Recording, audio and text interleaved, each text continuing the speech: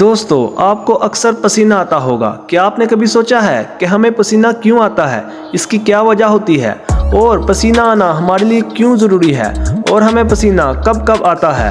ان سب سوالوں کے جواب آپ کو اس ویڈیو کے آخر تک لازمی مل جائیں گے۔ تو چلیں ویڈیو شروع کرتے ہیں۔ دوستو، ہاٹ ویدر میں ہمیں زیادہ پسینہ آتا ہے، یعنی جب بہت زیادہ گرمی ہو تو ہمیں پسینہ آتا ہے۔ اس کے علاوہ جب ہم ایکسرسائز کر رہے ہوں تو بھی ہمیں بہت زیادہ پسینہ آتا ہے۔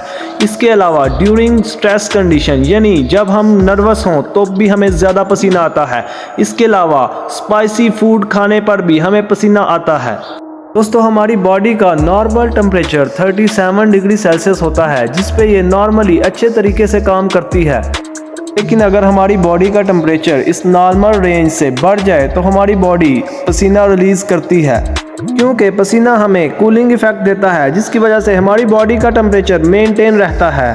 ہماری باڈی کے ٹمپریچر کو نارمل لیول میں مینٹین کرنے کا کام ہمارے برین میں موجود ایک چھوٹا سا پارٹ ہائپو تھیلمس کرتا ہے، جسے ہم تھرمو ریگولیشن بھی کہتے ہیں، جو اس لیے ضروری ہوتا ہے کیونکہ ہماری باڈی میں موجود بہت سے انزائم اور پروٹینز نارمل لیول پہ اچھے طریقے سے کام کرتے ہیں۔